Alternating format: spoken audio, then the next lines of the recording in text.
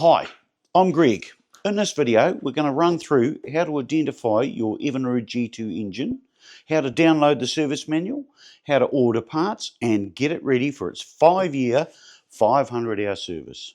So, why am I doing this video? Well, I've owned and serviced boats since I was 16 years old, so I've been in the motor trade all my working life and loved it. I'm a A-grade qualified petrol and diesel mechanic. I thought I would do a little video as you can't purchase a new Evinrude engine anymore, but there are still lots of workshops out there who service these engines. In fact, if you're unsure, reach out to Prompt Parts. They know all the good Evinrude dealers that are out there. So the more info out there, the better. Right, let's get into it. Hey, I plan to do several videos as we go through all the servicing on this 2020 G2 140 horsepower Evinrude. So we will cover identifying it and ordering the parts in this video, and in future videos I'll cover changing the plugs, gear oil change, removing and installing the lower unit, water pump inspection and repair, thermostat inspection, testing and replacing, and changing your anodes, and test if they're fitted correctly. Right, so there are a couple of tags on the Evinrude engine.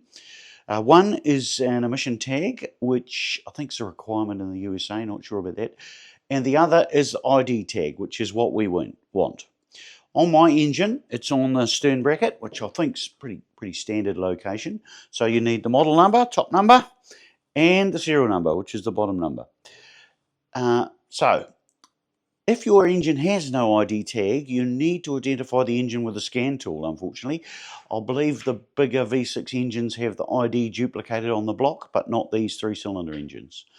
Very important to get all the info on the ID tag, as a letter or two difference can mean a different version of the same engine, and there might be some difference in the parts required. Next, we need to get the parts underway. So, in my opinion, there is only one option in New Zealand, and that is Prompt Parts. I've been dealing with them for a very long time, and they've been fantastic, offering alternatives, workarounds. Like one time I needed a starter motor for an old Bayliner that I was selling, and they had an alternative to the genuine Mercury as a starter, and it was a bit cheaper. So it suited me at the time, and I really appreciate them not selling me the more expensive starter. Good service.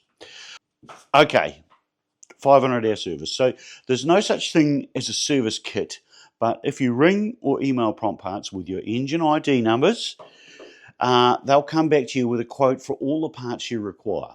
And when I inquired about the parts for this service, they were great, suggesting that because it was my first service and the engine had only done 200 hours, it might be an option to disassemble the water pump, see what I need, then order the specific parts instead of a full kit. And same with the spark plugs. They're designed to do 300 hours, so best to remove and inspect them and then order if necessary. Once again, great service. So there you go, parts sorted. Thanks, Prompt Parts. Okay, I should mention that if you want to use their website and look at the Evinrude Parts Manual, complete original Evinrude Parts Manual, for any other stuff you might require, that's on there.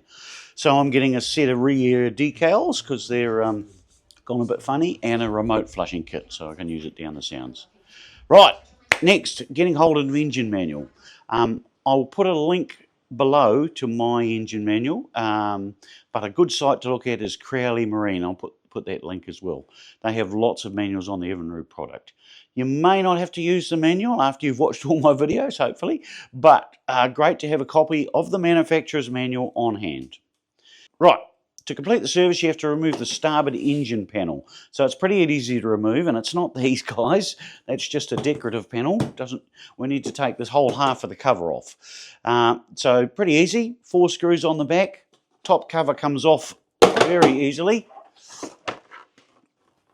And then we have 13 separate screws around here. A couple of them are hidden. One round here got me, tricked me. So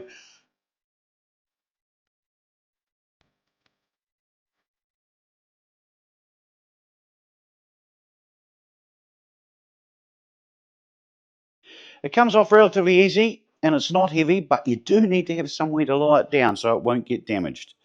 Right, so I'd say this is probably the first time this panel's been off since new, as it's a reasonably low hour engine. And having a look, it looks good. What we're looking for is signs of water or oil leaks or any corrosion taking place. So yeah, I've got a couple of the mounting screws have a tiny bit of corrosion, and a couple of head studs have a little bit of something going on, but yeah. And the engine cover's not sealed, and the air and water can get up there. Anyway, all good. Right, now I just need the parts to arrive from Prime Parts, which is always overnight actually.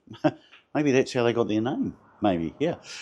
And so we're all ready to start the service. I have an Evinrude check sheet to go through, and as I said, I'm going to cover changing plugs, gear oil change, water pump, thermostat, and the anodes. Thank you for watching this. If you got something out of it, please hit subscribe, and we'll see you in the next video.